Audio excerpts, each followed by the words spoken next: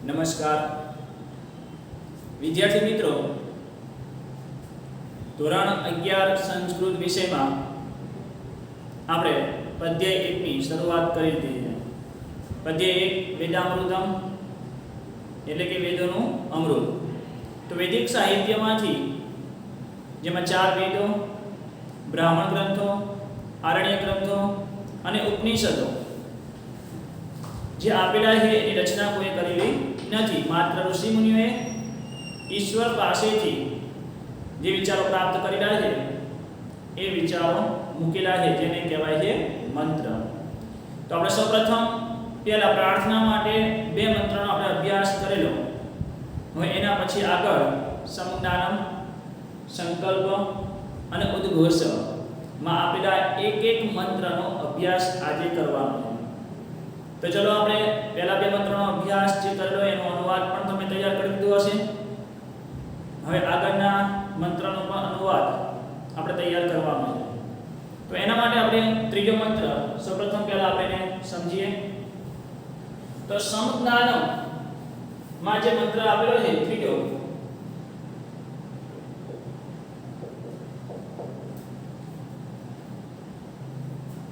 સમાન મંત્ર.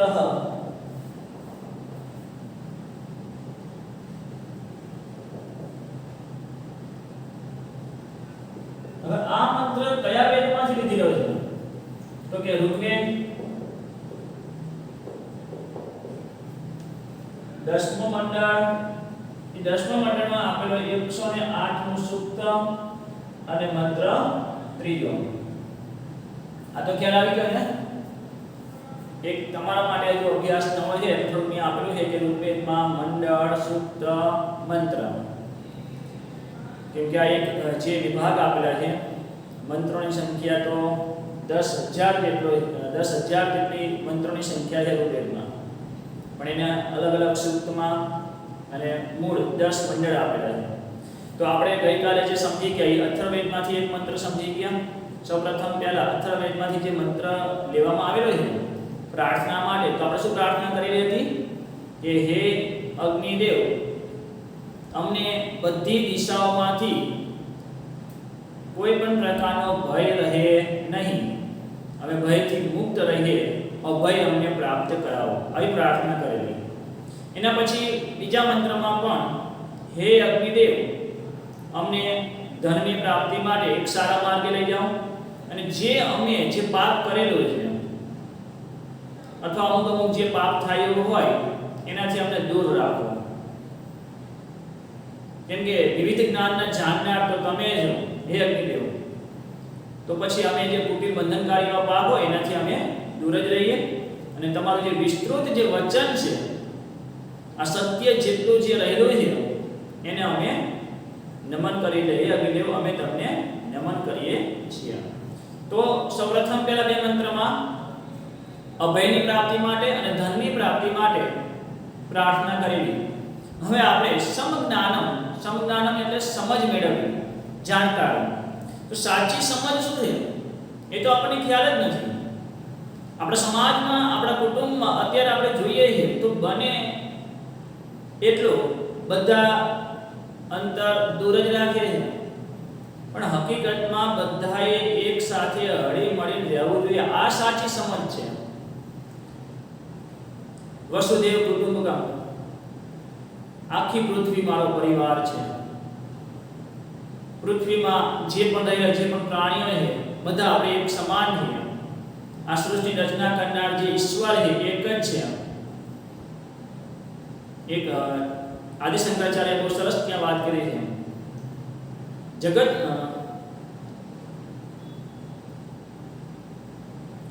બ્રહ્મ સત્ય જગત મિથ્યા. બ્રહ્મ સત્ય જગત મિથ્યા એટલે કે બ્રહ્મ આખું જે છે ને આ બ્રહ્મ એ સત્ય છે. જે સૂર્ય, ચંદ્ર, અગ્નિ, સૂર્ય જે પોતાની ક્રિયા કરે છે, વરસાદના સમયે જે વરસાદ વરસે છે, શિયાળામાં ઠંડી લાગે છે, ઉનાળામાં તડકો હોય છે, આ બધી જે ક્રિયા બ્રહ્મ સત્ય છે. અને બ્રહ્મ એક જ છે. જે પણ ક્રિયા કરે છે ને એનો ઉપરનો આધાર માત્ર એક પર જ છે. એકની ઈચ્છાથી, બ્રહ્મની ઈચ્છાથી જ આ બધું થાય છે. એમાં કોઈ અલગ અલગ નથી. જ્યારે આપણે અહીંયા પૃથ્વી ઉપર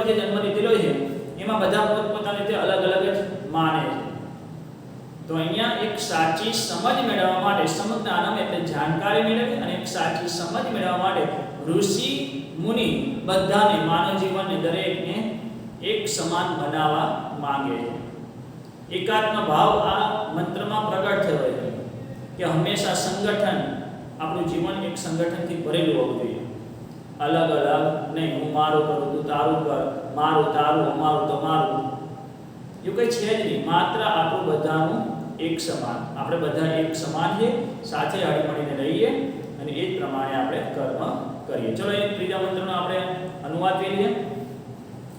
તો ઋગ્વેદના 10મા મંડળના 108 સૂક્તમાંથી લીધેલો મંત્ર ત્રીજો જે અહીંયા મૂકવામાં આવ્યો છે જેનો આપણે સમજવાનો છે.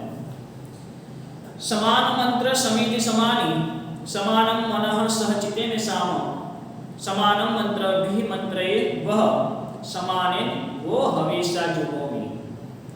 વહ નો અર્થ મેં તમને કાલે પણ સમજાવ્યું કે નહ, તો નહનો જે વૈકલ્પિક આ જે છે ને વૈકલ્પિક રૂપ છે. નહનો અર્થ એવો થાય અસ્માન અથવા કે અસ્માકમ. અસ્મત સર્વનામના રૂપો છે એ પ્રમાણે વ છે તો યુષ્માન યુષ્માકમ. દ્વિતીય ભક્તિ બહુવચન પ્રમાણે અને ષષ્ઠી ભક્તિ બહુવચન પ્રમાણે એક વૈકલ્પિક રૂપ આપેલું છે નહ અને વહ. કેમ કે માપસરના અક્ષરો છંદ પ્રમાણે રચના થઈ ગઈ, માપસરના અક્ષરો મૂકવા માટે આ રીતે વૈકલ્પિક રૂપ આપી શકાય. તો વહ એટલે અહીંયા જે શબ્દ સમજવાનો છે તો યુષ્માકમ. અસ્માકમ એટલે અમારું, આપણું. જ્યારે યુષ્માકમ એટલે ઋષિ તમને આપણને બધાને કહે છે, માનવ જાતિ જે છે દરેકને ઋષિ મુનિ શું કહે? વહ તમારા સૌના. મંત્ર સમાન. મંત્ર એટલે તો તમને સમજાયું, મંત્ર એટલે વિચાર. સમાન વિચાર એક સરખા થાઓ. તમારા સૌના વિચાર એક સરખા થાઓ. સમિતિ સમાની. સમિતિ એટલે સભા, બધા આપણે સાથે મળીને જે પણ ચર્ચા કરીએ જે સભા, સમિતિ, સભા. સમાની એક સમાન થાઓ અથવા કે મતભેદ વગરની થાઓ, એક મત થાઓ. સભા એક મત થાઓ. સભામાં મતભેદ ના હોવો જોઈએ. આ બાજુ કંઈક જે પણ સભા થઈ હોય 5 10 આપણે 10 વ્યક્તિ ભેગા થયા હોય, એક એનો વિરોધ બીજાનો વિરોધ કરે, બીજો ત્રીજાનો વિરોધ કરે, બધાના મત અલગ અલગ હોય તો એ સભા નકામી છે. માનવો જ્યારે એક સભામાં ભેગા થયા હોય તો સભા એક મત વાળી હોવી જોઈએ. તો અહીંયા ઋષિમુનિ એવું કહે છે સભા એક મત વાળી થાઓ. સમાનમ મનઃ. મનઃ એટલે મન અથવા જે વિચાર, તો મન સમાન સમાન થાઓ અથવા એક સરખું થાઓ. સહચિત્તમ એષામ. એષામ એટલે બધાનું. ચિત્તમ અંતઃકરણ. આ બધાનું અંતઃકરણ. સહ એટલે સાથે રહો. બધાનું અંતઃકરણ સમાન હો. તમારા સૌના વિચાર એક સરખા થાઓ. સભા એક મત થાઓ. મન એક સરખું થાઓ. આ બધાનું અંતઃકરણ સમાન હો. આગળ જોઈએ. સમાનમ મંત્રમ અભિમંત્રય. એક શબ્દની આપણે સમજવો પડશે. મંત્રમ અભિમંત્રય. હવે જ્યારે આપણે અહીંયા જોઈએ છે જે મંત્રમાં અહીંયા આપેલું છે એ અભિ ક્યાં જોડાયેલું છે? મંત્રની સાથે જોડાયેલું છે. અને મંત્ર એ ક્રિયાપદ અલગ છે. પણ અભિ જે છે એ ઉપસર્ગ છે. તમે ધોરણ 10 માં સમજી ગયા છો ઉપસર્ગ કે જ્યાં મૂળ ધાતુની સાથે જોડાય છે અને અર્થ બદલાઈ જાય. ગચ્છતિ એટલે ગચ્છ મૂળ ધાતુ હોય, ગચ્છતિ એટલે જાય છે. આ ગચ્છતિ એટલે આવે છે. નિર્ગચ્છતિ નીકળી જાય. દરેકનો અર્થ બદલાય છે. ગચ્છ તો આપણે લઈએ જ છીએ તો એ પ્રમાણે ઉપસર્ગનો ઉપયોગ થાય. પણ અહીંયા એક સમજવાનું છે કે મૂળ ધાતુની આગળ ઉપસર્ગ મૂકવામાં આવે છે, પણ વૈદિક સાહિત્યમાં ઉપસર્ગ મૂળ ધાતુ સાથે જોડાતો નથી. કોઈ પણ મંત્ર આપેલો ને એમાં ઉપસર્ગ આગળના શબ્દની સાથે જોડાઈ જાય છે, પણ જ્યારે આપણે અર્થ સમજવો હોય તો પાછળના ક્રિયાપદની સાથે જોડાયેલો હોવો જોઈએ તો સમજાય. એ અર્થ એની સાથે લેવાશે. પ્રશિષ્ટ સાહિત્યમાં પાછું આ રીતે જ આપેલું હોય. પ્રશિષ્ટ સાહિત્યમાં શ્લોકો આપેલા ને એમાં તો ઉપસર્ગ ક્રિયાપદની સાથે જોડાયેલું જ હોય, પણ વૈદિક સાહિત્યમાં એ પ્રમાણે જોડાતો નથી. ચલો આગળ. સમાન મંત્રમાં એક સમાન વિચારને અભિમંત્રય, વર્તમાન કાળનું ક્રિયાપદ છે મંત્રય, અભિમંત્રય એટલે પોતાની વાત કરી. હું માન્ય રાખું, એટલે ઋષિ મુનિ કહે તમારા એક સમાન વિચારને હું માન્ય રાખું છું. અથવા મંત્ર એટલે હું તમને બધાને વિચારતા કરું છું કે બસ બધાનો વિચાર એક જ સમાન ત્યારે હોવો જોઈએ, કોઈ અલગ અલગ નહીં. એટલે બધાનો તમને એવા એક સમાન વિચાર ત્યાં વિચારતા કરું છું અથવા હું માન્ય રાખું છું તમારા એક સમાન વિચારને. વહ સમાનેન,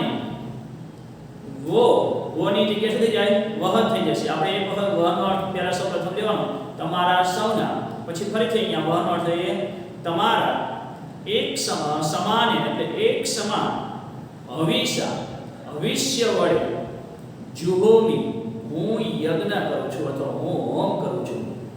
એટલે કહેવાનો અર્થ અહીંયા ઋષિમુનિ શું કહે છે કે બધા એક મતવાળા થાઓ, એકાત્મ ભાવ પ્રગટ થાય, સંગઠનનો ભાવ વ્યક્ત થાય અને તમારા એક સમાન વિચારને બધાને વિચારતા કરી દો છો અને એક તમારા એક સમાન જે વિચાર છે ને એવા ભવિષ્ય વડે હું યજ્ઞ કરું છું.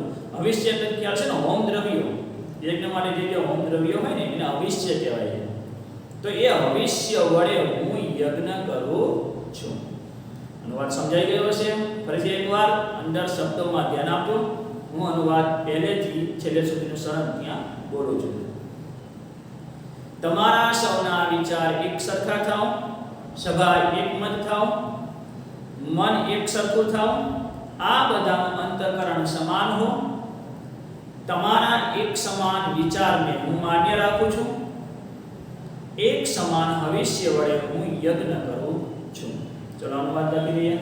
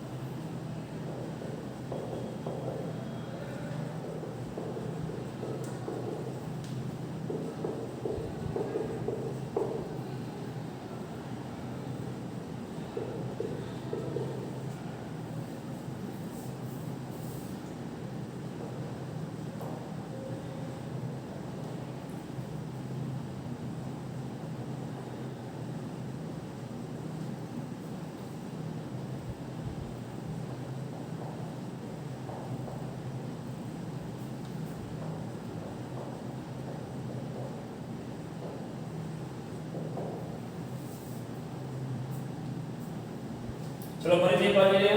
તમારા સૌના એટલે કે વહ અથવા ઓની જગ્યાએ વ થઈ જશે. એટલે તમારા સૌના, તમારા બધાના. એટલે ઋષિમુનિ એક માનવને કહે છે કે તમારા સૌના વિચાર એક સરખા થાઓ, મંત્ર એટલે કે વિચાર એક સરખા થાઓ, સમિતિ એટલે સભા એકમત થાઓ, મન એક સરખું થાઓ, આ બધાનું ચિત્તમ એટલે અંતઃકરણ, બધાનું અંતઃકરણ સમાન હો.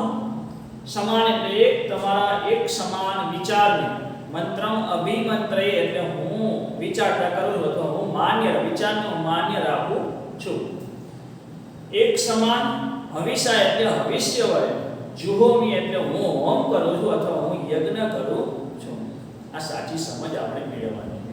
જીવનમાં હંમેશા જ્યારે પણ આપણે એક કુટુંબમાં રહેતા હોય, સમાજમાં રહેતા હોય, તો કોઈ પણ પ્રકારનો મતભેદ ના હોવો જોઈએ.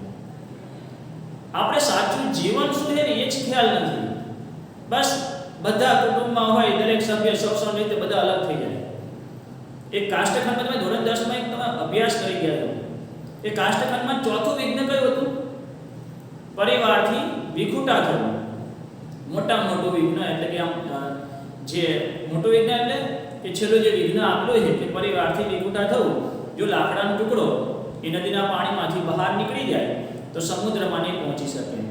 એમ માણસને જો સુખી થવું હોય ને તો પરિવારથી જ્યારે વિખૂટો હોય ને તો એ સુખી નહીં થઈ શકે, સાચા સંસારને પ્રાપ્ત નહીં કરી શકે.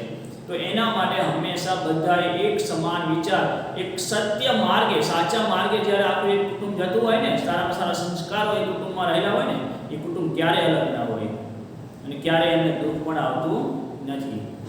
દુઃખ શું છે એ જ ખબર નથી. માણસ સુખને શોધવા જાય ને એના જેવું એક મોટું દુઃખ જ નથી. તો હંમેશા આપણે બધાએ સાથે હળીમળીને રહેવું જોઈએ, એક સમાન ભાવથી બધાએ રહેવું જોઈએ. એવું આપણે એક અહીંયા સાચી સમજ મેળવવાની છે. ચલો આગળ સંકલ્પ માટે આપેલો ચોથો મંત્ર.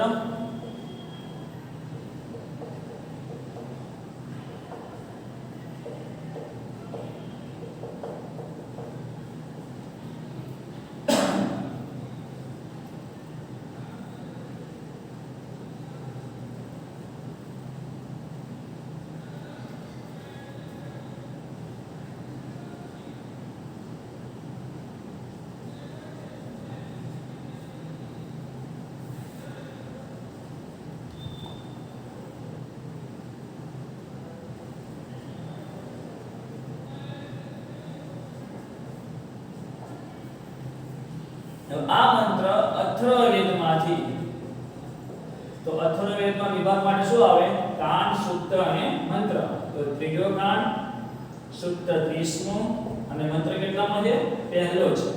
એટલે ત્રીજા કાંડમાં આપણે 30મા સૂક્તમાં પહેલો મંત્ર ત્યાં આપેલો છે. સહૃદયમ સામનસ્યમ અવિદ્વેષમ ગુણમિવ. હવે આ મંત્ર જે છે ને સંકલ્પ એટલે શું? તો મનમાં એક જે આપણે વિચાર ધારેલો છે, મનમાં કરવામાં આવેલો એક સારો એવો ત્યાં જે વિચાર ધારેલું કાર્ય કરું. મેં વિચાર્યું છે કે મારે આ પાઠ જે વિદ્યાર્થીઓને અહીંયા સમજાઈ જાય, અનુવાદ તૈયાર થઈ જાય એ રીતનું સમજાવો. એક મનમાં દ્રઢ નિશ્ચય કરો. ના કેમ સમજાય વિદ્યાર્થીઓને? અને વિદ્યાર્થીઓ પણ એ રીતે એનું મન, એનું દ્રઢ નિશ્ચયવાળું મન હોવું જોઈએ, એવો સંકલ્પ હોવો જોઈએ કે જ્યારે પણ હું અભ્યાસ કરવા બેસું ત્યારે મારું મન એમાં જ હોવું જોઈએ. કેમ એ જ વખતે તૈયાર ના થઈ જાય? ત્યારે આપણે જ્યારે અભ્યાસ કરાવીએ ત્યારે વિદ્યાર્થી ધ્યાન ના આપે. પરીક્ષા આવશે ત્યારે આપણે એ તો ગમે તેમ કરી નવનીતમાંથી આ રીતે વાંચી લઈશું. એમ વાંચવાથી તૈયાર થતું નથી. એને સમજવું પડે. ત્યારે આપણું મન એક દ્રઢ નિશ્ચયવાળું હોવું જોઈએ કે 11મા ધોરણની જે મારી શરૂઆત થઈ ગઈ છે, હવે મારે આગળની કારકિર્દી માટે આગળ જે વધવાનું છે તો 11-12માં ખૂબ જ ધ્યાન આપીશું. અને હવે માતા પિતાને વારંવાર કહેવું પડશે એવો સમય પણ નહીં આપવો. કેમ કે હવે તો હું સમજદાર થઈ ગયો છું. 10મા ધોરણ સુધી તો બરાબર છે, હવે તો હું જાતે સમજી શકું છું. એટલે આપણું મન એક દ્રઢ નિશ્ચયવાળું કે જે ધારેલું છે ને એ કાર્ય પૂર્ણ કરી દેવાનું છે એવો સંકલ્પ લેવાનો છે. તો અહીંયા એના માટે ઋષિમુનિ બધાને એક સમાન એક કાર્ય માટે ત્યાં કહ્યું છે કે બધાએ હંમેશા એક સમાન, બધાએ પ્રેમથી રહેવું જોઈએ. આપણો નિશ્ચય જે છે ને એ બધાની સાથે એક સમાન રહીએ. જે આગળ સમજી ગયા એ જ પ્રમાણે અહીંયા કે આખા જગતમાં રહેલા બધા જ પ્રાણીઓની સાથે આપણે પ્રેમથી રહીએ. કોઈને શત્રુ ભાવથી જોઈએ, કોઈની ઈર્ષા કરીએ, સ્વાર્થ પણ આપણામાં હોય, એ જીવન નકામું છે. એ ઋષિમુનિ અહીંયા આપણને એક સંકલ્પ માટે કે મનમાં ધારેલો વિચાર કે હંમેશા આપણે પ્રેમ બધાને કરીએ. ચલો એના માટે સમજી લઈએ અનુવાદ.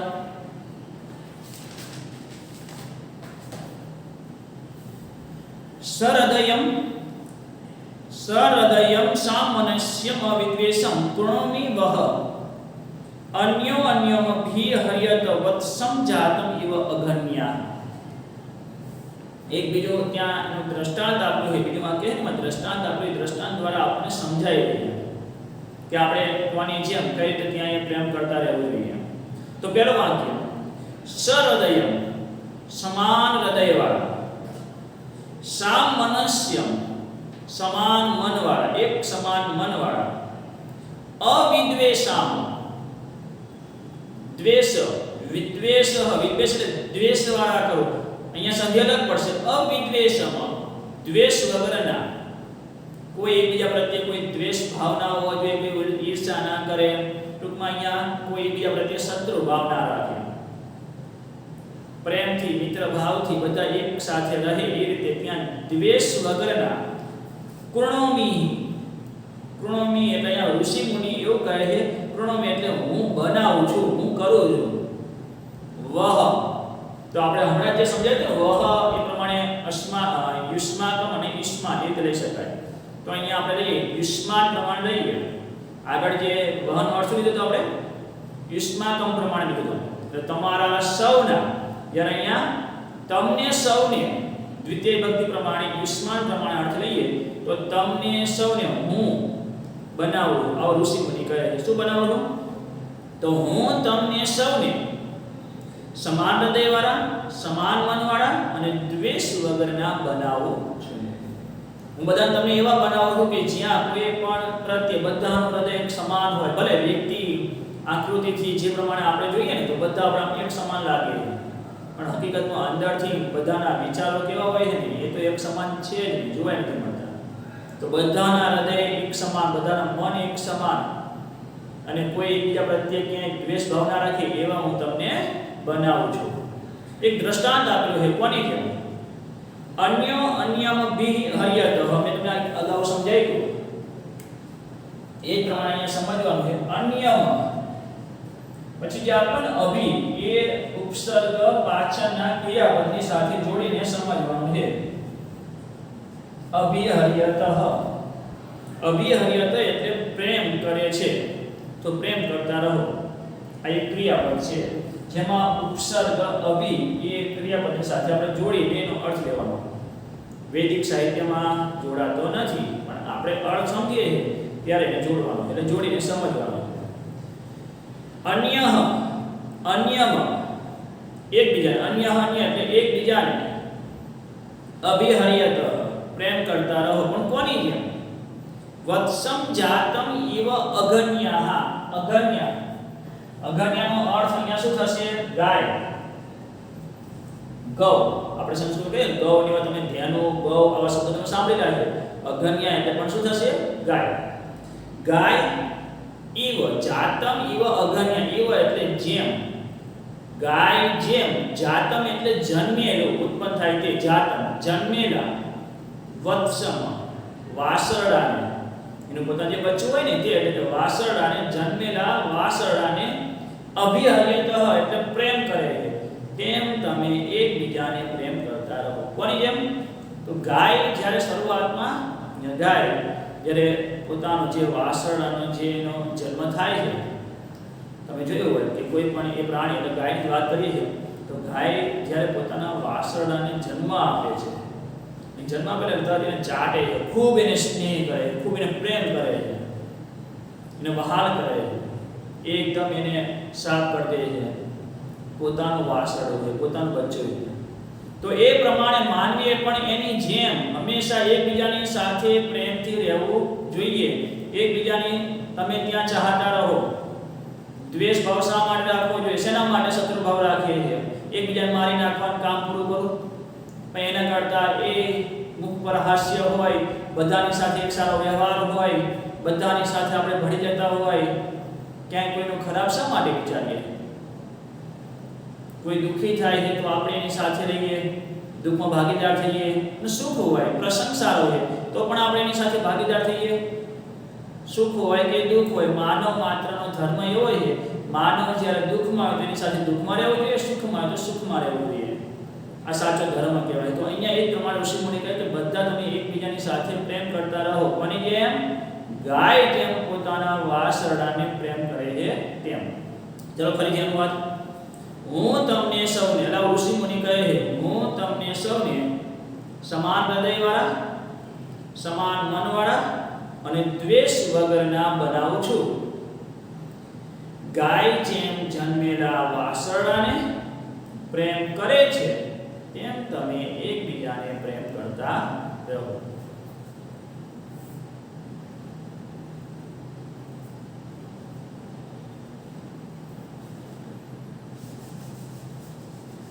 ચલો અનુવાદ લખાઈ દો.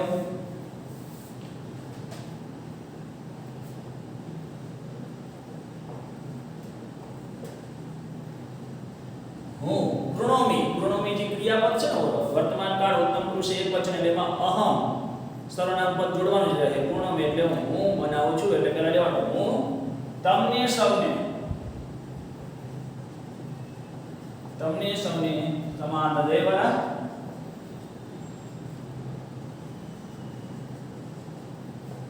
સમાન મનવાળા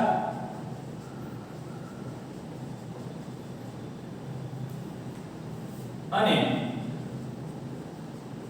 દ્વેષ વગરના બનાવું છું. તો દ્વેષ વગરના કરું છું એમ પણ લખી શકાય. હવે કોની જેમ? તો કે ગાય જેમ જન્મેલા વાછરડાને પ્રેમ કરે છે તેમ તમે એક બીજાને પ્રેમ કરતા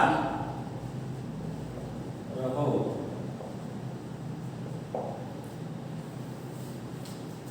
હું તમને સૌને, ઋષિમુનિ બધાને શું કરવાનું ત્યાં કેળવે છે કે હું તમને સૌને સમાન હૃદયવાળા, સમાન મનવાળા અને દ્વેષ વગરના બનાવું. તો પછી બધા એક સાથે હળીમળી રહો ને. પરિવાર હોય, સમાજ હોય, આપણા દેશમાં કે વિશ્વમાં કોઈ કોઈનો શત્રુ છે જ નહીં. શા માટે કોઈની ઈર્ષા કરવી જોઈએ? શા માટે કોઈનો સાથે સ્વાર્થ ભાવથી આપણે રહેવું જોઈએ? હળીમળી પ્રેમથી રહીએ. બધાને આપણે આખા જગતને, દરેક પ્રાણીઓ જે પણ જગતમાં રહેલા દરેક પ્રાણીઓ સાથે આપણે પ્રેમથી રહીએ, દરેકને પ્રેમ કરીએ. એવો અહીંયા એક સંદેશ, એટલે કે અહીંયા આપણે સંકલ્પ એટલે દ્રઢ નિશ્ચય, મનમાં જે દ્રઢ નિશ્ચય લેવાનો છે, હર હંમેશા આપણે બધા એક સાથે હળી મળીને પ્રેમથી રહીએ. વસુદેવ કુટુંબકમ, આખી પૃથ્વી મારો પરિવાર છે. આ પંક્તિ બહુ ખાસ યાદ રાખવાની. જગત મિથ્યા છે, બ્રહ્મ સત્ય છે. બ્રહ્મ ઈચ્છે ને એની પ્રમાણે કરે છે, એની ઈચ્છાથી જ આખું આ જગત ચાલે છે. જગતમાં હું કરું છું, આ તારું છે, આ મારું છે, એ કોઈ કોઈનું ક્યાં રહેતું નથી. અને કોઈ એ એનું કર્મ એને કરે છે, બાકી કોઈને કંઈ થતું નથી. ચલો આગળ છેલ્લે ઉદ્ઘોષ. આનો અનુવાદ આ પ્રમાણે, ત્રીજાનો અને ચોથાનો બંનેનો અનુવાદ આ પ્રમાણે તમારા ચોપડામાં લખી દીધો. હું તમને સૌને સમાન હૃદયવાળા, સમાન મનવાળા અને દ્વેષ વગરના બનાવું છું. ગાય જેમ જન્મેલા વાછરડાને, સોરી પેલો અહીંયા થોડીક ભૂલ થઈ ગઈ છે, વાછરડાને પ્રેમ કરે છે તેમ તમે એકબીજાને પ્રેમ કરતા રહો. ચલો આગળ છેલ્લો મંત્ર, 8મો મંત્ર.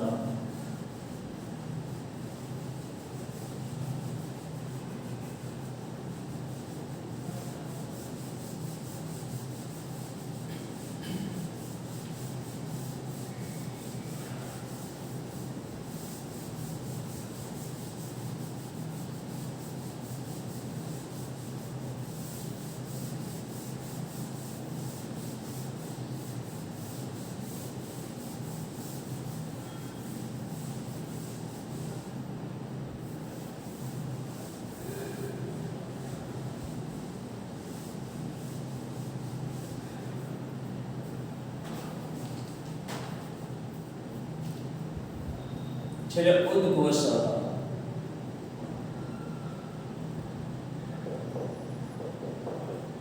ઉદ્ઘોષ એટલે જાહેર કરવું.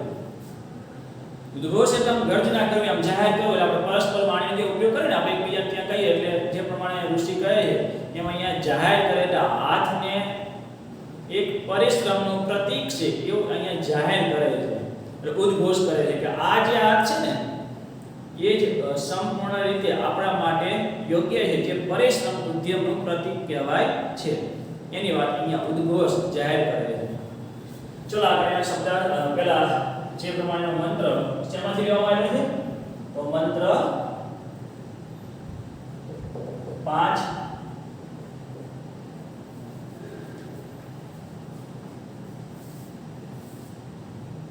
अयमे हस्त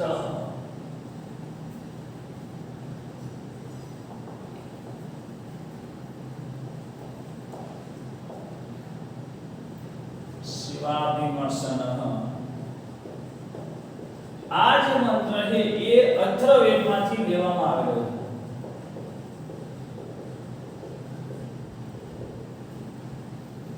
જેમાં ચોથો કાન, 13મું સૂક્ત અને છઠ્ઠો મંત્ર છે. હવે અહીંયા જ્યારે ઋષિ મુનિ એક હાથનો જે પ્રમાણે એને હાથની જે જાહેર કરે છે એ પ્રમાણે અહીંયા જોઈએ તો મૂળ અહીંયા જે શબ્દ છે ને હસ્ત એટલે શું થશે? હાથ. વારંવાર એ પ્રમાણે કીધું અયમ મે હસ્ત, આ મારો હાથ, આ મારો હાથ પરિશ્રમ વાળો છે, એનો જાહેર કરવો. હવે અહીંયા જે છે ને ઋષિમુનિ વૈખરી વાણીથી, વૈખરી વાણી, વૈખરી વાણીથી અહીંયા ઉદ્ઘોષ કરવામાં આવેલો છે. તમને એટલો જો ખ્યાલ નહીં હોય, વાણી, વાણી એટલે એક જ છે વાણી. તમે એવો પ્રશ્ન થાય, વાણી તો એક જ છે, ક્યાં વાણી અલગ અલગ છે? તમે અહીંયા કહો કે વૈખરી વાણી. વાણીના 4 પ્રકાર છે: પરા, પશ્યંતી, મધ્યમા અને વૈખરી વાણી. વાણી દરેકની અહીંયા જે વાણી છે ને એ વૈખરી વાણીનો ઉપયોગ આપણે બધા કરીએ છીએ. તમે હું બધા, જગતમાં બધા વૈખરી વાણીનો તો ઉપયોગ કરે જ છે. એટલે કે પરસ્પર વાતચીત કરીએ. આડોશી પાડોશી બહેનો બેઠી હોય ત્યાં એકબીજાને કોઈની વાતો કરતી હોય, પરસ્પર ત્યાં જાહેર કરવું કે આનું આમ છે ને આને આમ થયું. એટલે આ વૈખરી વાણી છે. મધ્યમાં, પરા, પશ્યંતી, આ જે વાણી છે ને એવું કહેવાય કે જે રીતે પરા નાભી, પશ્યંતી હૃદય અને મધ્યમાં કંઠ અને વૈખરી વાણી જે આપણે જાહેર કરીએ તે એક સામાન્ય માણસ જ્યારે જે પ્રમાણે પરસ્પર વ્યવહારમાં જે વાણીનો ઉપયોગ કરે છે તે વૈખરી વાણી. પરા ઈશ્વર જ્યારે કહે દેવ, બ્રહ્મદેવ, શંકર જ્યારે વરદાન આપે, રાવણને ક્યાંય જે રીતે વરદાન આપેલું હોય એવા અનેક અસુરોને વરદાન આપતા જેનું મૃત્યુ ના થાય, આવા વરદાન આપવા. એટલે એક વખત એ વાણી જે બોલાય જાય ને એ સાચી જ પડે. પછી જે વાત કરીએ ને આપણે પશ્યંતી, તો સંત મહારાજની ત્યાં એ જે પ્રમાણે પહેલા ત્યાં ઋષિ મુનિ આમ શ્રાપ આપી દે, દુર્વાસા મુનિ તો આમ ક્રોધી જતા, એ જ્યારે શ્રાપ આપી દે એટલે એ સાચો જ પડે. એટલે અંદરથી જે પ્રમાણે હૃદયથી જે બોલાઈ ગયું એ સત્ય જ પડે. અત્યારે શું આ કળિયુગમાં કે જ્યાં હું તને આ સોગંદ આપું છું, તને જ્યાં હું શ્રાપ આપું તારું ક્યારે, પણ તું પહેલા તારું સારું કર. એ તો ઋષિ મુનિઓ હતા, સાચા ઋષિ મુનિઓ કે જેનામાં ઈશ્વરનું દર્શન થતું હતું, ઈશ્વર સિવાય એ કોઈને ઓળખતા ના હતા, અને એ જે બોલા ને એ સાચું પડતું હતું. પછી મધ્યમાં કંઠ, જ્યારે હાલમાં અત્યારે કોઈ પણ એવા સંત હોય જે કથા કરતા હોય, એવા સંત એટલે સત્ય વાણીવાળા, હર હંમેશા સાચું બોલતા, એને અંદરથી જે અહીંયા કંઠથી એટલે એના આત્મવિશ્વાસથી બોલે છે. એને એટલો આત્મવિશ્વાસ, આપણને પોતાનો આત્મવિશ્વાસ હોય ને આપણે જ્યારે આમ જાહેર કરીએ છીએ ને તો એને મધ્યમાં એવી વાણી કહેવાય. આ વાણીના 4 પ્રકાર છે. વૈખરી વાણી એટલે પરસ્પર જે આપણે વ્યવહાર કરીએ તે. તો અહીંયા ઋષિ મુનિ પરસ્પર બધાને ત્યાં કહે છે, જાહેર કરે છે, પરસ્પર જે વ્યવહારથી જે રીતે વાણીનો પ્રયોગ થયો એમાં કહ્યું આ હાથ પરિશ્રમનું પ્રતીક છે. અયમ મે હસ્ત, આ મારો હાથ. જોઈએ અનુવાદ માટે. અયમ મે હસ્તો ભગવાન, અયમ મે ભગવતર, અયમ મે વિશ્વ ભેષજ, અયમ શિવા અભિમર્શન. અય્યમ મે એટલે આ, મે એટલે મારો, હસ્ત એટલે હાથ, આ મારો હાથ, આ મારો હાથ. એ રીતે આપણે ચારે ચરણમાં સમજવાનું. અય્યમ મે હસ્તઃ, આ મારો હાથ ભગવાન ઐશ્વર્યથી યુક્ત છે અથવા ભાગ્યવાન છે. આ મારો હાથ કેવો છે? ઐશ્વર્યથી યુક્ત છે, ભાગ્યવાન છે. પછી તમને હસ્ત વિશે તમને સમજાવો, પહેલા આપણે અનુવાદ કરીએ. અય્યમ મે ભગવતર, આ મારો હાથ ભગવતર એટલે અતિશય ભાગ્યવાન છે. અય્યમ મે, આ મારો હાથ વિશ્વ, વિશ્વ એટલે શબ્દ આગળ તમે સમજી ગયા ને, વિશ્વાની એટલે ઘણા બધા એમ. એટલે વિશ્વ ભેષજ, ભેષજનો શું થાય? ઔષધિ. તો બધા રોગોને મટાડવાની ઔષધિ છે. વિશ્વ ભેષજ, બધા રોગોને મટાડવાની ઔષધિ છે.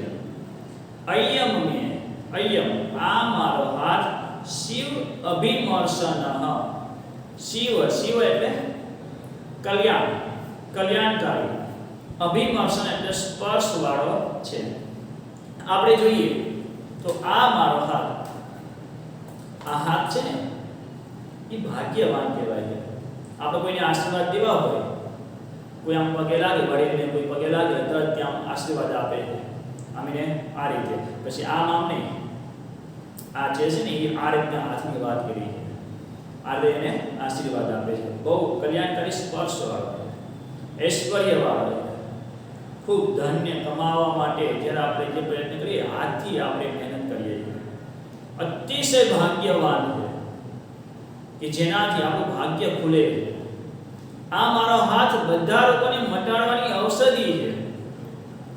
જો આ હાથથી આપણે જે રીતે મહેનત કરીએ છીએ ને, અને મહેનત કરતા હોય ને, એને કોઈ રોગ એની પાસે આવી શકતો નથી.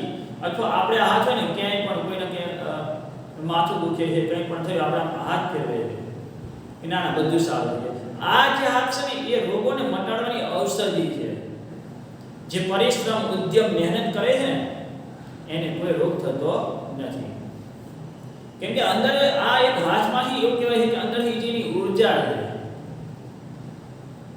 એટલે તો આપણે કોરોનામાં ના પાડતી કે એકબીજાને હાથ ના મિલાવો. હાથ મિલાવો સારી બાબત છે, એકબીજાની ઉર્જા ત્યાં મળે છે, એકબીજાને આનંદ મળે છે.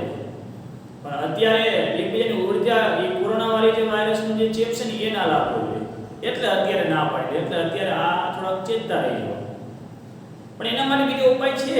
બે હાથ જોડો, આ હાથ કલ્યાણકારી સ્પર્શ વાળો છે. આ હાથ એક પરિશ્રમનું પ્રતીક છે. એવો વ્યવહારમાં અહીંયા પરસ્પર વ્યવહાર માટે વૈખરી વાણીથી દરેકને સમજાયું છે કે આ જ હાથ ભાગ્યવાન, અતિશય ભાગ્યવાન, આ જ દરેક રોગોને મટાડવાની ઔષધિ છે. આ જ હાથ માત્ર ત્યાં કલ્યાણકારી સ્પર્શ વાળો છે. આપણે કોઈ પણ વિધિ કરવી હોય તો એ કલ્યાણકારી સ્પર્શ વાળો છે.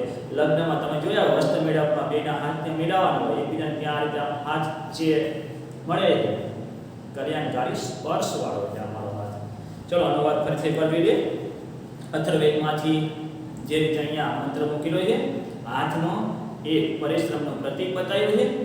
એટલે કે અહીંયા વૈખરી વાણી છે, એટલે પરસ્પર વ્યવહારથી જે વાણીનો પ્રયોગ થાય છે એ રીતે અહીંયા ઋષિમુનિ કહે છે કે આ મારો હાથ, અનુવાદમાં ધ્યાન આપજો, આ મારો હાથ ઐશ્વર્યથી યુક્ત છે, આ મારો હાથ અતિશય ભાગ્યવાન છે, આ મારો હાથ બધા રોગોને મટાડવાની ઔષધિ છે, આ મારો હાથ કલ્યાણકારી સ્પર્શ વાળો છે.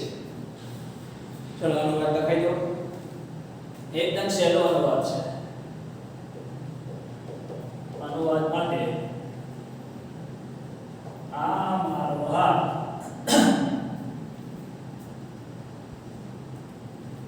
તમારો હાથ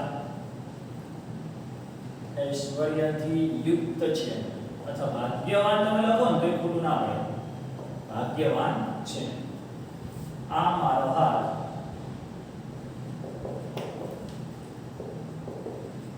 અતિશય ભાગ્યવાન છે. આ મારો હાથ બધા રોગોને મટાડવાની.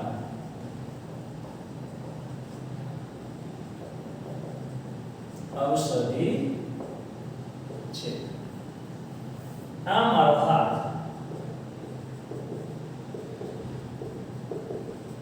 કલ્યાણકારી,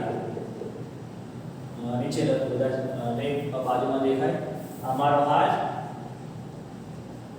કલ્યાણકારી સ્પર્શ વાળો છે. અનુવાદ એકદમ સહેલો છે. દરેક અનુવાદ માટે દરેક મંત્રનો જે પ્રમાણે મેં અનુવાદ કરાવ્યો છે, તમે એ રીતે અનુવાદ સમજો. એકવાર એને તૈયાર કરવાનો એટલે કે વાંચવાનો પ્રયત્ન કરજો. પાછળ ટિપ્પણી વિભાગમાં અમુક એવા શબ્દો કે જે આપણને અઘરા લાગતા હોય, કે અગન્યા એટલે પાછું ભૂલી ગયો તો અગન્યા એટલે ગાય, શિવ એટલે કલ્યાણ, આવા અમુક શબ્દ યાદ ના આવે તો પાછળ આપણે પાઠ્યપુસ્તકમાં એ અઘરા શબ્દો આપેલા હોય. પછી એમાં કાઉન્સમાં જે આપેલું હોય છે ને, એમાં સમાસ, કોઈ વિભક્તિ હોય તો એ રીતે એમાં ખાલી એક વ્યાકરણની સમજણ આપેલી હોય. આપણે એ શબ્દનો અર્થ બરાબર એને વ્યાકરણથી આપણે સમજી શકીએ છીએ. ચલો અહીંયા આપણે અનુવાદ પૂર્ણ થયું. વેદામૃતમ એટલે વેદોનું અમૃત. તો વેદોના અમૃતમાંથી અહીંયા જે અમુક જે મંત્રો આપણા જીવન માટે જે ઉપયોગી છે એ પ્રમાણે કે સૌપ્રથમ આપણે તો એક શુભ શરૂઆત કરવા માટે, એક મંગળાચરણ કરવા માટે પ્રાર્થના અગ્નિદેવને કરેલી, અભયની પ્રાપ્તિ થાય, ધનની પ્રાપ્તિ થાય. પછી એક સાચી સમજ કે આપણે બધાના મન, સભા કે જે પણ આપણે જ્યારે પણ મળીએ છીએ તો બધાના વિચાર એક સરખા થાય. એના માટે ઋષિ કહે છે બધાના એક સમાન એવા જે વિચારવાળો જે હવિષ્ય છે, હોમ દ્રવ્ય, એનાથી હું યજ્ઞ કરું છું. પછી જ્યારે સંકલ્પ માટે કે અમે બધા બસ હવે તો એવો નક્કી કરીએ કે હવે તો અમે બધા એક સાથે હળીમળી પ્રેમથી રહીશું. ઝઘડો કરીએ છીએ, ક્રોધને કારણે કદાચ કોઈની હત્યા કરીએ છીએ, લૂંટફાટ, આ બધું બંધ કરી દઈશું. પ્રેમથી રહેવું, બસ એક દ્રઢ નિશ્ચય કરવો છે. એના અંતમાં આવું જ ગોષ્ઠ જે જાહેર કર્યું કે આ જ મારો હાથ છે ને એમાં જ મારું નસીબ છે, મારે તો કંઈ છે નહીં, મારું દુઃખ છે. ભાઈ દરેક વ્યક્તિ પોતાના હાથથી એટલે જે રીતે એ મહેનત કરે છે ને, મહેનતથી બધું પ્રાપ્ત કરે છે. આપણે કોઈનું સારું કોઈનું ખરાબ એ નથી વિચારવાનું, આપણે બધું જ કરી શકીએ. બસ આ જ મારો હાથ એ જ પરિશ્રમનું પ્રતીક છે એમ સમજીને આપણે એના દ્વારા જે પણ મહેનત કરીએ છીએ ને એમાં આપણે સફળ થઈએ છીએ. હાથનો ઉપયોગ ના કરી બેસી રહીએ, નસીબ પર આધાર રાખીને બેસી રહીએ તો એમ કંઈ મળતું નથી. પાંચે પાંચ મંત્ર તમે સારી રીતે અનુવાદ સાથે એની જે સમજૂતી છે એ પણ તમે સમજી ગયા. તો આ રીતે આપણે પદ્ય 1 ને તૈયાર કરવું. ચલો સ્વાધ્યાય હું તમને ટૂંકમાં સમજાવી દઉં. સ્વાધ્યાયમાં ધ્યાન આપશો. સ્વાધ્યાય માં પ્રશ્ન એ જે વિકલ્પો આપેલા છે તો એ વિકલ્પો આપણે તૈયાર કરવાના જ છે. આ જ રીતે તમારી હેતુલક્ષી પ્રશ્નોમાં અમુક 10 જેવા વિકલ્પો પૂછાશે. 80 માર્ક્સનું પેપર હોય તો તમારે એના 8 વિકલ્પો પૂછાય, 100 માર્ક્સનું એટલે 10 વિકલ્પો પૂછાય. એટલે આપણે 100 માર્ક્સનું પેપર હોય એટલે આપણે 20 માર્ક્સના હેતુલક્ષી પ્રશ્નો પૂછાય જેમાં ખાલી જગ્યા છે, જોડકા છે, આ રીતના વિકલ્પો પૂછાય. એટલે પાઠ્યપુસ્તકમાં આપેલા વિકલ્પો તમારે તૈયાર કરવાના રહેશે. ચલો આપણે જોઈ લઈએ. આશા ઇતસ્ય પદસ્ય કો અર્થ. આશાનો શું અર્થ થાય છે? દિશા. આશાનો આપણે પહેલા જ મંત્રમાં સમજી ગયા ને, આશા એટલે દિશા, દિશાઓ. તો દિશા. ત્રીજો જવાબ સમાનેન ઓ જુહોમિ. સમાનેન એક સમાન, જુહોમિ એટલે હું યજ્ઞ કરું છું. શેના વડે? હવિષા વડે. હવિષા એટલે હવિષ્ય વડે હું યજ્ઞ. તો શું જવાબ આવશે? હવિષા. છેલ્લો જવાબ કમ ઇવ અન્યઃ અન્યમ અવિહર્યતઃ. કોની જેમ આપણે એકબીજાને પ્રેમ કરતા રહીએ? તો ગાયની જેમ એવું કહ્યું તો ગાયને જે પ્રમાણે ગાય જેમ જન્મેલા વાછરડાને પ્રેમ કરે છે એમ વાછરડાની જેમ પણ આપણે એકબીજાને પ્રેમ કરતા રહીએ. તો જવાબ એવો આવશે વત્સમ જાતમ ઇવ. પહેલો જવાબ આવશે. પછી અગણ્ય કા ભવતિ. અગણ્ય એટલે ગાય એટલે શું થાય? અગણ્યનો બીજો અર્થ શું થાય? તો ગૌ. બીજો જવાબ ગૌ. અગણ્ય એટલે ગાય થાય, ગૌ એટલે પણ ગાય થાય છે. વિશ્વ ભેષજ અસ્તિ. વિશ્વ એટલે બધા, ભેષજ એટલે રોગ, ઔષધિ, બધા રોગોને મટાડવાની ઔષધિ. કહ અસ્તિ એ કોણ છે? અસ્તઃ. અસ્તો દ્વિવચન શબ્દની પહેલો જવાબ નહીં આવે. દ્વિવચન મારા બે હાથ નહીં, આ હાથ ખાલી હાથને ત્યાં એ જાહેર કર્યો એટલે હસ્તઃ. ચલો આગળ જોઈ લઈએ પ્રશ્ન 2. તો સસંદર્ભ નીચે આપેલા વાક્યોને તમારે સસંદર્ભ સાથે સમજાવવાના છે. તો હવે એમાં તમારે શું કરવાનું? સસંદર્ભ તમારા માટે નવા છે એટલે તમને સમજાવું કે જે વાક્ય જે પંક્તિ આપેલી છે એ પંક્તિનો સૌપ્રથમ પહેલા આપણે અનુવાદ કરવાનો. અનુવાદ તો પહેલી પંક્તિનો અનુવાદ શું થશે? સર્વા આશા મમ મિત્ર ભવંતુ, બધી દિશાઓ મારી મિત્ર થાઓ. આનો અનુવાદ થઈ ગયો. પછી એની સમજૂતી આપણે પંક્તિમાં પહેલા અનુવાદ કરીએ, પછી એની સમજૂતી આપવાની. હવે સમજૂતીમાં સૌપ્રથમ પહેલીની પ્રસ્તાવના હોવી જોઈએ. ગમે તે તમે લખો ને પહેલીની પ્રસ્તાવના હોવી જોઈએ. પ્રસ્તાવના એ શું થશે? તો બધી દિશાઓ મારી મિત્ર થાઓ. પ્રસ્તુત પંક્તિ વેદામૃત નામના પદ્યમાં અથર્વવેદ 19 કાન એ લખવાનું. કાન 19 સૂક્ત 15 મંત્ર 6 માંથી આ પંક્તિ લેવામાં આવી છે.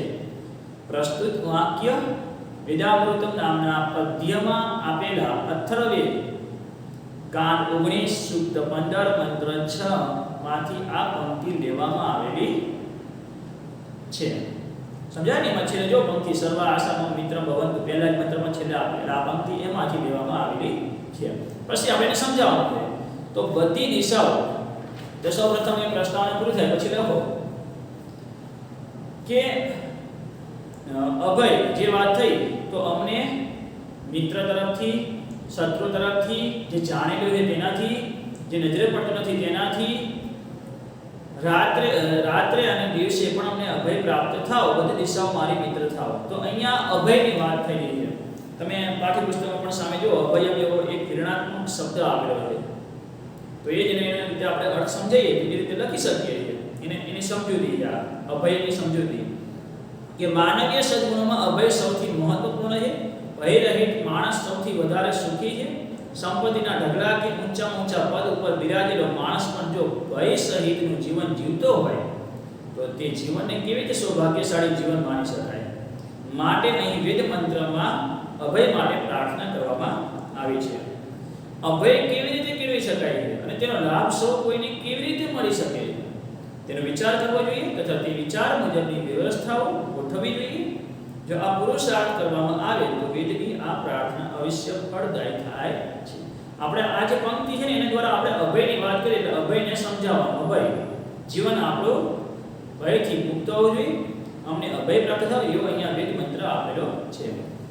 પછી છેલ્લે આપણે એમ કહેવાનું ને લગતા બોધ એટલે છેલ્લે આમ ટૂંકમાં એ આખો મંત્રમાં આપેલી જે સમજૂતી શું કહેવા માંગે છે તો અભયપણાની ચરમ સીમા સર્વ આશા મમ મિત્ર ભવંતુ. બધી દિશાઓ મારી મિત્ર થાઓ એ પ્રાર્થના અંતિમ ચરણમાં રહી છે. જો બધી દિશાઓ મિત્ર બની જાય ને તો કોઈ પણ પ્રકારનો ભય અમને રહેતો નથી. કોઈ સ્થાન ભયને કોઈ સ્થાન જ રહેતું નથી. એ સિવાય બધી દિશાઓ મારી મિત્ર થાઓ તો એના માટે બધી દિશાઓનો ઉલ્લેખ કરવો હોય તો 10 દિશાઓના નામનો પણ તમે ઉલ્લેખ કરી શકો છો. અહીંયા હું તમારા અભય વિશે આખું સમજાવવાનું ગુજરાતીમાં જ લખવાનું છે. પંક્તિ જે સંસ્કૃતમાં આપેલી છે પછી એનો અનુવાદ કરો, પછી પ્રસ્તાવના શેમાંથી લેવામાં આવી છે અને એ પંક્તિના આધારે આખા એ મંત્ર પરથી તમારે એની સમજૂતી લખવાની રહે. એટલે તમને જો અનુવાદ આવડતો હશે ને વૃદ્ધ કુમારી વાક્ય ન્યાય અત્યારે થોડું યાદ આવી જાય છે કે વૃદ્ધ કુમારી વાક્ય ન્યાયની જેમ તમારા સમજવાનું. એકની પ્રાપ્તિથી અનેકની પ્રાપ્તિ કરવી, એકની ઉત્પત્તિ કે જે પ્રમાણે અનુવાદ તૈયાર થઈ ગયું એટલે વિકલ્પો તૈયાર, સસંદર્ભ તૈયાર અને ગુજરાતી પ્રશ્નો પણ તૈયાર. સમીક્ષાત્મક નોંધ પૂછાય તો એ પણ તૈયાર. પણ અનુવાદ મૂળ એ આવડે એટલે બધું તમારે તૈયાર થઈ જાય. પછી બધું તમારે તૈયાર કરવા બેસવાની જરૂર નથી. એકવાર વાંચવું પડે. અનુવાદ તૈયાર છે એકવાર તમે વાંચો એટલે તમને સારી રીતે સમજાઈ જાય છે, તૈયાર પણ થઈ જાય છે. ચલો આગળ. અન્યમ અભિહર્યતવત સમજાતમ એવો અગણ્યાહ ગાય જેમ જન્મેલા વાસરડાને પ્રેમ કરે છે. આ એનો અનુવાદ. ગાય જેમ જન્મેલા વાસરડાને પ્રેમ કરે છે તેમ તમે એકબીજાને પ્રેમ કરતા રહો. તો આ મંત્ર વેદામૃતમાંથી આ પંક્તિ વેદામૃત નામના પદ્યમાં અથર્વવેદ કાન 3 સૂક્ત 30 મંત્ર 1 માંથી આ પંક્તિ લેવામાં આવી છે. આ એની પ્રસ્તાવના. પછી આપણે એમાં સમજાવવાનું છે કે ઋષિમુનિ અહીંયા એક સંકલ્પ મનમાં ધારેલા વિચાર પ્રમાણે ત્યાં ઋષિ કહે છે કે બધા સમાન હૃદયવાળા, સમાન મનવાળા અને દ્વેષ વગરના હું તમને સૌને બનાવું છું. કોની જેમ? તો જે પ્રમાણે ગાય જન્મેલા વાછરડાને પ્રેમ કરે છે તેમ તમે એકબીજાને પ્રેમ કરતા રહો. આમ અહીં આ વાક્યાંશમાં આ પંક્તિમાં ઋષિમુનિ બધાને એક સમાન હૃદયવાળા, સમાન મનવાળા બનાવવાની વાત કરે છે અને આ પ્રમાણે આખા જગતમાં તમે બધાની એકબીજાની સાથે પ્રેમ કરતા રહો. પછી એક અહીંયા એક શબ્દ છે ને જે વ્યાકરણ પ્રમાણે તમને મેં સમજાવ્યું કે અભિહર્યત, અભિ ઉપસર્ગ વૈદિક સાહિત્યમાં ક્રિયાપદની સાથે જોડાતો નથી. અભિહર્યત પ્રશિષ્ટ સાહિત્યમાં બંને જોડાયેલા હોય છે. તો અહીંયા વૈદિક સાહિત્યમાં આ પ્રમાણે બંનેને અલગ બતાવવામાં આવે છે.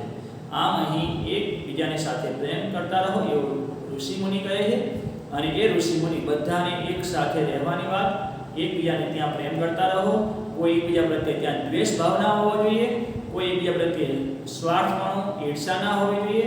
એ અહીંયા આપણને આ મંત્ર દ્વારા સમજાવે. તો એની સમજૂતી તમારે તો તમે એને એક મંત્ર પર આધાર રાખીને તમે લખી શકો છો. ચલો આગળ ગુજરાતી ભાષાના જવાબો. તો સૌપ્રથમ પહેલો, ભક્ત કોના કોનાથી અભયની પ્રાર્થના કરે? સૌપ્રથમ પહેલો જે મંત્ર આપણો ને એનો જવાબ. ભક્ત મિત્ર તરફથી, શત્રુ તરફથી, જે જાણેલું છે તેના તરફથી, જે નજરે પડતું નથી તેના તરફથી રાત્રે અને દિવસે પણ અભયની પ્રાર્થના કરે છે. બસ પહેલો મંત્રનો અનુવાદ તૈયાર. એટલે ગુજરાતી પ્રશ્ન પહેલો તૈયાર. કઈ કઈ બાબતોમાં સમાનતાનું સંજ્ઞાન માનવે કેળવવાનું? કઈ કઈ બાબતમાં? વિચાર એક સરખો થાવો, સભા એક મતવાળી થાવો, મન એક સરખું થાવો, અંતકરણ બધાનો એકે વાળો હોવો જોઈએ, એટલે કે સમાન હોવો જોઈએ અને એક સમાન વિચારને ઋષિ મુનિઓ કહે છે હું એને માન્ય રાખું છું અને તમારા એક સમાન વિચારને ભવિષ્યવાળો હું યજ્ઞ કરું છું. એવું અહીંયા બધાને એક સમાન વિચારને વિચારતા કરે એ બાબતમાં અહીંયા સમાનતાનું સંજ્ઞાન માનવે કેળવવાનું. એટલે તમારે જે સમજ્ઞાન વાળો જે ત્રીજો મંત્ર છે ને એના આધારિત આનો જવાબ આવશે. ત્રીજો મંત્ર. પછી ત્રીજો પ્રશ્ન, પરસ્પર કોની જેમ સ્નેહ કરવાનો? એ તો હમણાં સસંદર્ભમાં સમજી ગયા કે ઋષિમુનિ અહીંયા બધાને એવું કહે છે કે હું તમને સૌને સમાન હૃદયવાળા, સમાન મનવાળા અને દ્વેષ વગરના બનાવું છું. આ પ્રમાણે ત્યાં માનવે હંમેશા ગાયની જેમ કે ગાય જેમ વાછરડાને, જે જન્મેલા વાછરડાને પ્રેમ કરે છે તેમ તમારે બધાએ એકબીજાને પ્રેમ કરતા રહેવું જોઈએ. એમ પરસ્પર સ્નેહ કરવાનો ગાયની જેમ. ગાય જેમ એ આપણી જે પંક્તિ છે ને એ એમાં લખમાં રહે. એટલે જે સંકલ્પમાં આપણે જે મંત્ર છે ચોથો એ પ્રમાણે તમારે અહીંયા ગુજરાતી જવાબ લખવાનો છે.